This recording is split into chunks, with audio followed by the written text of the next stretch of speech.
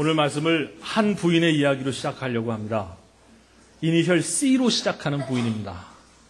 이분이 만난 남편은 L자로 시작되는 분을 만났습니다. 머릿속에 C, 최 씨, L 씨, 이 씨 이렇게 생각 안 하셨으면 좋겠습니다. 좋은 분이었습니다. 그런데 문제는 이분이 너무나 완벽하다는 데 있었습니다. 깔끔합니다. 흐트러짐이 없습니다.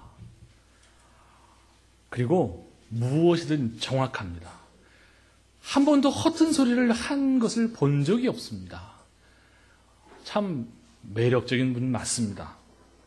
그런데 그 완벽한 L씨의 또 다른 힘든 것이 있다면 그가 완벽한 것만큼 이 C 부인에게 완벽을 요구한다는 것이었습니다.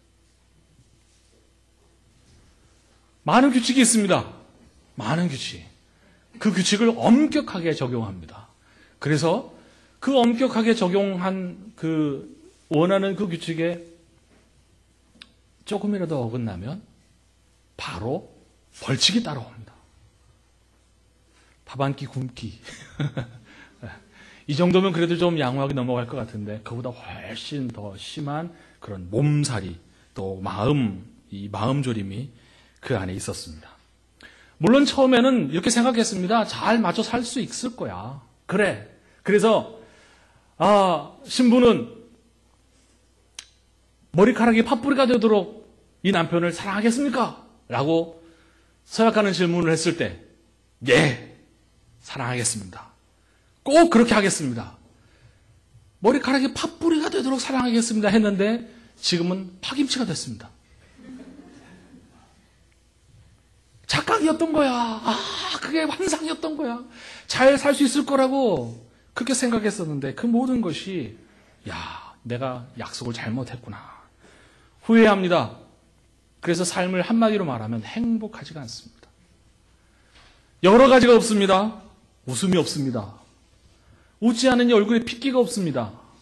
그리고 늘 남편을 생각하니 쉼이 없습니다. 쉼이 없는데 어떻게 마음에 여유가 있겠습니까? 여유도 없고 웃음도 없고 재미도 없습니다. 낭만 이런 것은 사치입니다. 있는 게 있습니다. 잔소리입니다. 치웠어? 씻었어? 버렸어?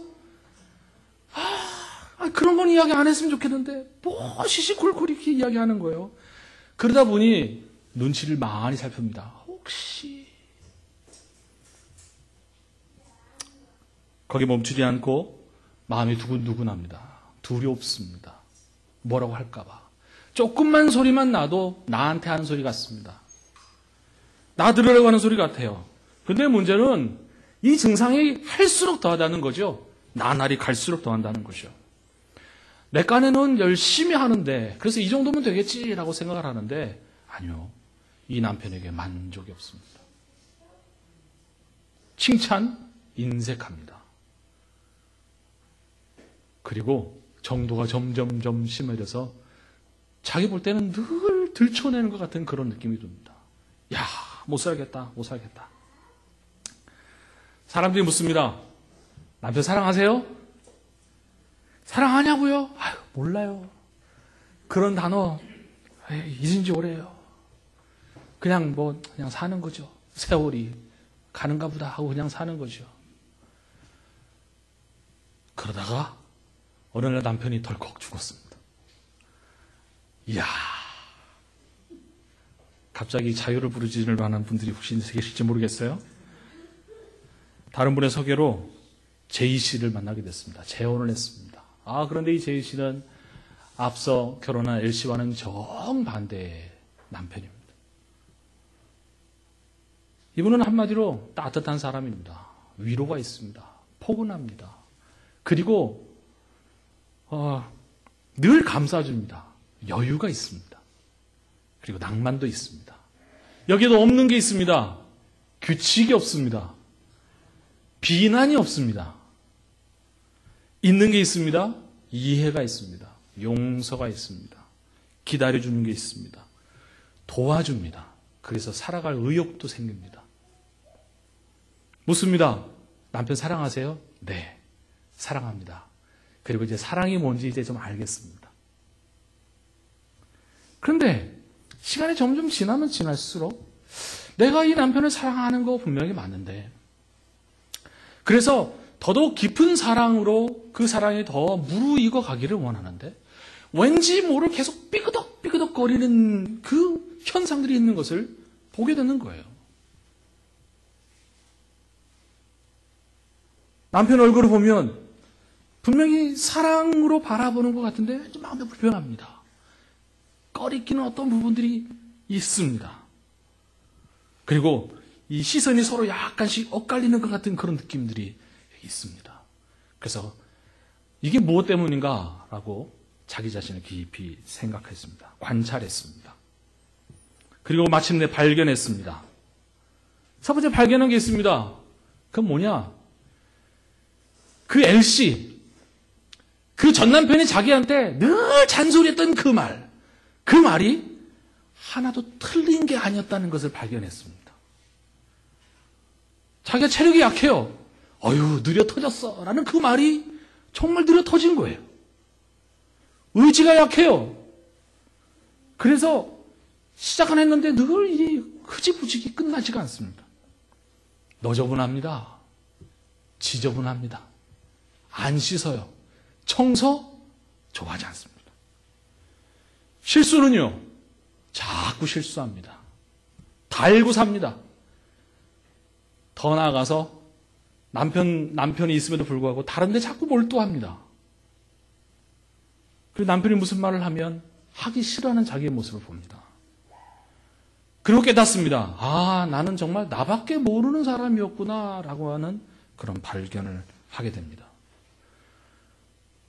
또 자신을 살폈더니 또 다른 발견을 한 것이 있습니다. 두 번째 발견입니다. 그것은 무엇인가? 첫 번째보다 더 심각한 것이었는데 그것은 다름 아니라 전 남편에게 자기가 길들여져 있었다는 것입니다. 계속 눈치를 봅니다. 지금 남편은 자기를 사랑하는데 나는 계속 눈치를 봐요. 혹시 뭐라고 할 것 같아서, 그래서 이렇게 해야 되는가 저렇게 해야 되는가. 그래서 어떻게든 더 사랑을 이렇게 하면 얻을 수 있을까 싶어서 내 마음, 내 힘으로 더 발버둥 치고는 있는데 역시나 자기의 한계가 있기 때문에 안 되는 것을 보게 됩니다. 이런 자기 발견을 쭉 해가면서 드디어 이 여인이 무릎을 치고 깨닫습니다. 아하, 그렇구나. 첫 번째, 내가 이 남편을 만나지 않았으면 나는 정말 구제불능이었겠구나 하는 것을 깨닫습니다. 이 사람이 아니고서는 나는 어디를 가서도 이런 사랑을 절대로 누릴 수 없겠구나. 분명히 이 남편을 사랑하는 것은 맞는데 알고 보니, 확인해 보니 내가 그 사람을 사랑하는 내 사랑보다 그 사람이 나를 사랑하는 그 사람의 사랑이 훨씬 더 큰 것이구나 하는 것을 깨닫습니다. 갑자기 왜 이런 러브 스토리를 장황하게 늘어놓냐고요? 영화로 만들어도 되겠죠? 좀 만들어 주십시오. 이 이야기는 오늘 우리가 읽은 로마서 7장 이야기를 바꾸어서 풀어본 겁니다. 양서 목사님께서 이 이야기를, 그 성경 이야기를 잘 이야기를 풀어놓은 것을 제가 또 다시 또 이렇게 주물럭주물럭 해서 여러분과 함께 나눴습니다. 정말 그런지, 정말 제가 아까 이야기로 들려드린 그 말이 맞는지 우리가 성경 말씀을 통해서 한번 살펴보겠습니다. 이 부인은 누구며, 전 남편은 누구며, 그리고 지금의 남편은 누군지, 그리고 이 사이에 오가는 그런 말들과 그 마음에 품었을 만한 그런 생각은 무엇인지 성경을 통해서 우리 한번 다시 확인해 보겠습니다. 로마서 7장 1절부터 25절까지의 말씀입니다. 한 절씩 번갈아 읽으시죠. 형제들아, 내가 법 아는 자들에게 말하노니 너희는 그 법이 사람이 살 동안만 그를 주관하는 줄 알지 못하느냐?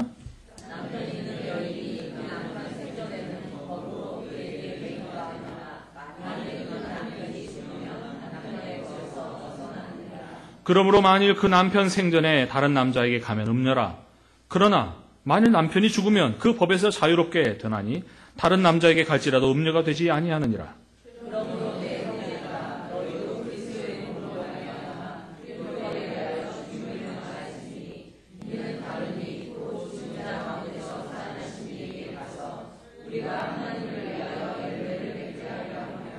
우리가 육신에 있을 때에는 율법으로 말미암는 죄의 정욕이 우리 지체 중에 역사하여 우리로 사망을 위하여 열매를 맺게 하였더니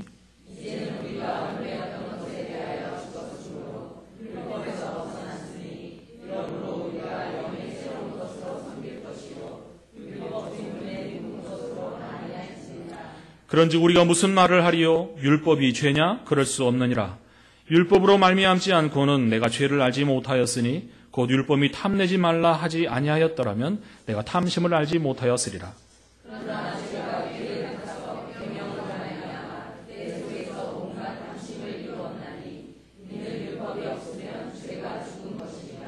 전에 율법을 깨닫지 못했을 때에는 내가 살았더니 계명이 이름에 죄는 살아나고 나는 죽었도다.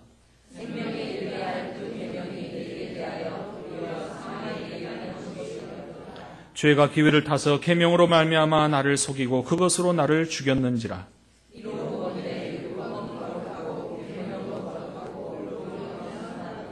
그런즉 선한 것이 내게 사망이 되었느냐? 그럴 수 없느니라. 오직 죄가 죄로 드러나기 위하여 선한 그것으로 말미암아 나를 죽게 만들었으니 이는 계명으로 말미암아 죄로 심히 죄되게 하려 함이라.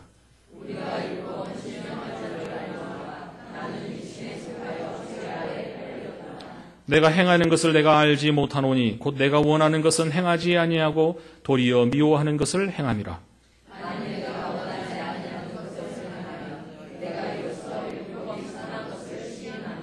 이제는 그것을 행하는 자가 내가 아니요 내 속에 거하는 죄니라.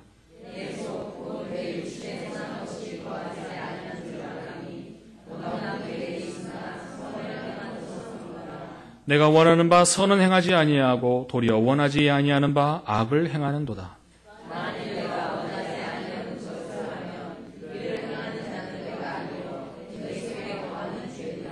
그러므로 내가 한 법을 깨달았노니 곧 선을 행하기 원하는 나에게 악이 함께 있는 것이로다. 내 지체 속에서 한 다른 법이 내 마음의 법과 싸워 내 지체 속에 있는 죄의 법으로 나를 사로잡는 것을 보는도다.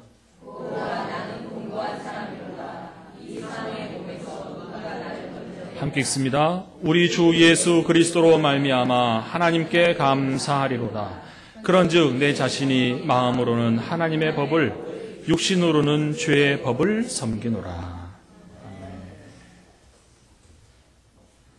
C자로 시작된 이 부인이 누구일까요? 크리스천, 바로 우리들을 이야기합니다. 또 여기에 사도 바울이 여기에 나라고 지칭한 사도 바울을 포함한 모든 인류라고 포함한 예수님을 아는 사람들이라고 말할 수 있을 것입니다. 그러면 전 남편 L씨는 누구일까요?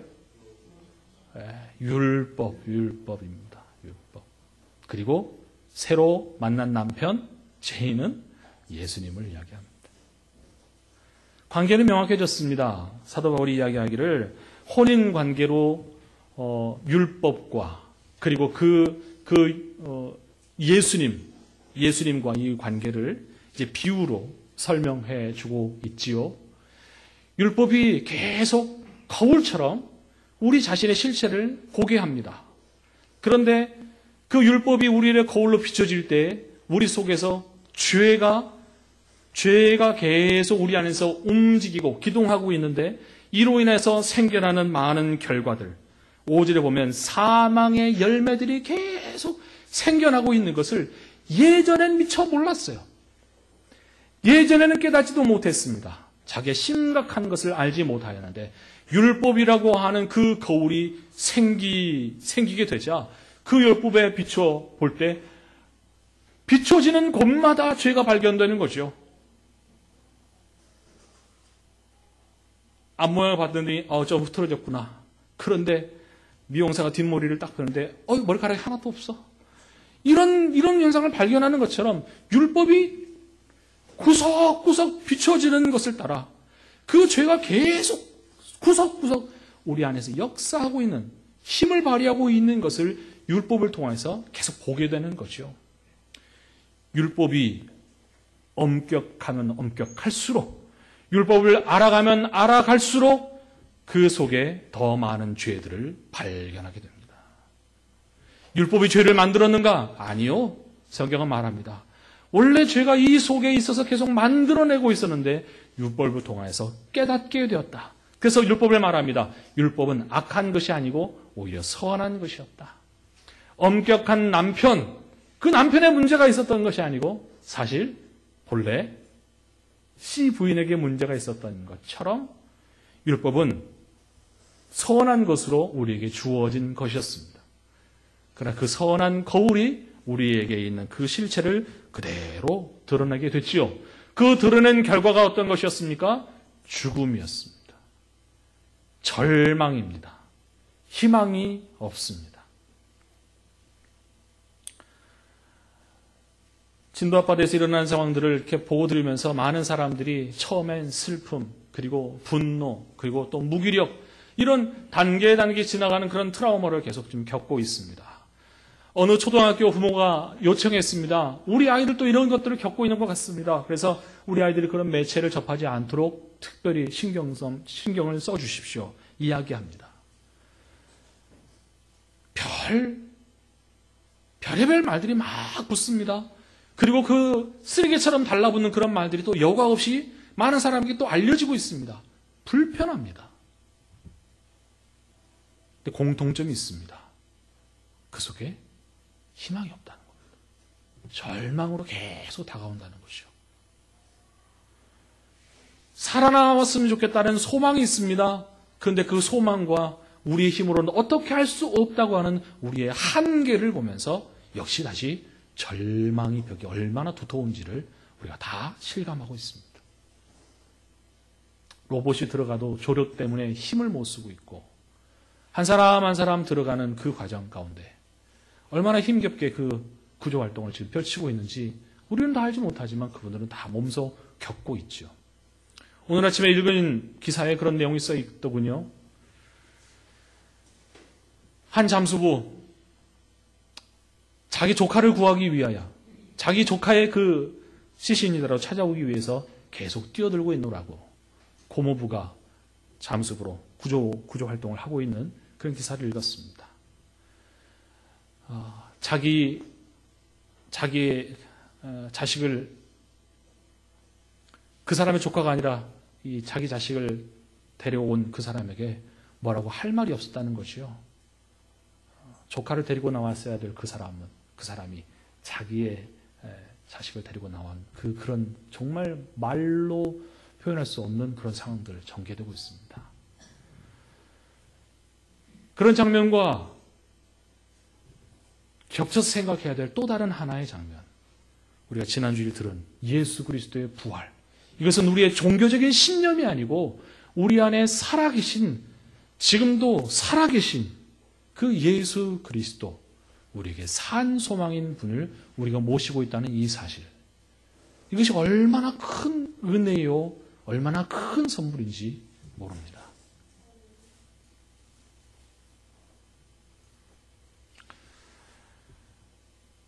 두 번째 남편을 이 씨 부인이 만났죠. 예수님을 만났습니다. 그리고 사랑이라고 하는 것을 압니다. 더 이상 눈치 보지 않아도 되고, 더 이상 내 힘으로 노력하지 않아도 되는, 정말 용서가 있고 용납이 있고 기다림이 있고 여유가 있고 자유가 있는 그런 관계로 우리가 그렇게 예수님과 맺어졌습니다. 우리가 신부이고 우리 주님이 남편인 것처럼, 신랑인 것처럼 그렇게 우리를 묘사해 놓고 있습니다. 그러니 너희는 더 이상 눈치 보지 않고 예수 그리스도 안에서 그 사랑으로 허락된, 회복된 그러한 관계를 누리며 살라고 성경은 계속 우리에게 요청하고 있습니다. 이야기합니다. 너희에게 주어진 것이 이것이다. 보장된 것이 이것이다. 근데 사도 바울이 이런 것을 알고 이야기하고, 근데 자기 자신을 깊이 관찰하면서 또 놀라운 것을 봅니다. 이상하다. 마음에 원하는 것은 주님과 더 깊은 사랑으로 마음에 내 간절한 소원들이 있어서 그렇게 살아가기를 원하는데 내 속에 또 다른 내가 정말 몰아내고 싶은, 그래서 나의 또 다른 모습이라고 말하지 않고 죄라고 이렇게 이야기하며 나는 그 길로 가고 싶지 않은 이 실체, 그것을 죄로 이야기하면서 이 죄가 나를 그렇게 얽어매어 이 두 세력이 서로 충동질하며 서로 충돌하면서 계속 엎치락 뒤치락 하고 있는 그 모습을 보면서 정말 이 구제불능인 나를 누가 나를 건져낼까 이렇게 탄식하고 있는 모습을 여기 기록해 놓았습니다. 오라 나는 곤고한 사람이로다. 오라 나는 곤고한 사람이로다. 내 힘으로 될 수 없고 내 노력으로 해결되지 않고. 근데 연이어 이렇게 이야기하죠. 우리 주 예수 그리스도로 말미암아 하나님께 감사하리로다. 하나님께 감사하리로다. 왜? 곤고한 자기 자신, 해결될 수 없는 자기 자신을 발견하면서 그와 동시에 그래도 여전히 너는 내 짝이다. 너는 내 신부다. 너는 내가 사랑하는 사람이다. 라고 하는 그분이 있는 것을 발견하고 여기에 감사의 고백을 하고 있는 거죠. 다시 처음 이야기로 돌아가 보겠습니다. 여러분이 만약 그 신부라면 그런 관계 속에 그런 발견들을 한 분이라면, 그런 시점에 여러분이 있다면 여러분은 어떻게 해야 될까요? 그 남편에게 어떻게 하는 것이 바람직한 결정이고 또 방향이 될까요? 여기에 적혀져 있는 대로 첫 번째, 감사가 고백되어져야 할 줄 압니다. 또 두 번째, 혼자만 끙끙댈 게 아니라 혼자만 막 애쓰고 수고하고 어떻게든 이렇게 하면 좀 더 사랑을 받을 수 있을까 하는 그런 수고를 하는 것을 솔직하게 이야기하는 게 필요하겠죠. 제 아내가 여기 있습니다만 결혼 초기에 정말 부지런히 청소했습니다. 부지런히 깔끔하게 청소돼서 남편이 깔끔한 환경 가운데 집에 돌아왔을 때 깔끔한 환경을 맞이하면 그것을 정말 좋아할 줄 알고 열심히 청소했고, 열심히 청소하는 것이 글쎄 이미 습관이었을 테지만 그래서 열심히 청소하느라고 많이 쉬지 못했습니다. 지금은요 여유로워졌습니다. 그래서 저는 감사합니다.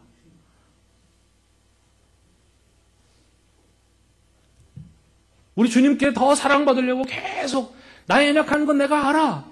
근데 그것을 드러내고 싶지 않아. 그래서 어떻게든 내가 만회하고 내가 회복해 보려고 하는 그 모든 것들을 그대로 남편인 예수님에게 고백하는 것이 필요합니다. 또 있습니다. 도움을 요청하는 것입니다. 저 약해요. 도와주세요. 저 부족해요. 채워주세요. 저 체력이 딸려요. 힘주세요. 그리고 함께 해주세요. 저 두려워요. 붙잡아 주세요.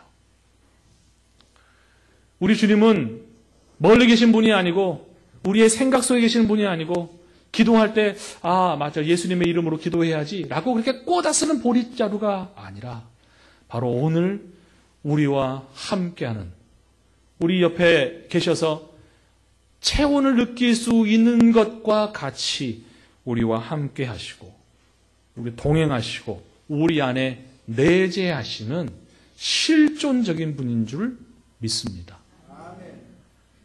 생각을 갖고 계시고 인격을 가지고 계시고 의지를 가지고 계셔서 우리 안에 우리를 더 아름다운 사람으로 그리고 우리와 더 깊은 관계로 만들어가기 위하여 애쓰고 계시는 분인 줄을 믿습니다. 그런 사귐이 우리 안에 더 깊어지기를 간절히 원합니다. 그러기 위해서 우리 자신을 면밀히 살피고 사도 바울이 발견한 것과 같이 내 속에 있는 것을 그대로 볼 수 있는 이 눈이 열렸으면 좋겠습니다. 이 갈등은 이게 지금 싸우고 있구나 라고 하는 이 갈등은 선한 것을 향하여 우리 주님을 사랑하려고 하는 그런 애씀이, 사랑하는 그런 마음이 있을 때라야 비로소 내 속에 그렇게 할 수 없는 나의 실체를 볼 수 있습니다. 희한하지요? 사랑하는 그 마음을 가지고 움직이려고 할 때 비로소 내 자신의 모습이 보여지는 것입니다. 며칠 전 있었던 일이라고 하네요. 3월 31일 날 미국 애틀랜타주에서 있었던 한 사건입니다. 10살짜리 남자아이가, 10살짜리 애가 유괴를 당했습니다. 몸값을 요구하고 아이를 태우고서 이 아이를 차에 태우고 이제 갑니다. 근데 이 아이가 울고불고 그렇게 난리를 쳐야 될, 그게 당연한데 10살이니까 말이죠. 근데 이 아이가 노래를 불렀습니다. Every Praise라고 하는, 모든 찬양을 주님께, Every praise is to God, is our God, is to our God. 계속 하나님께 그 찬송을 3시간 동안 계속 부른 거예요. 운전하고 가는 이 유괴범이 욕을 안 했겠습니까? 욕을 바가지로 퍼부으면서 그만하라고 하는데 운전해야 되잖아요. 도망가야 되니까 지금.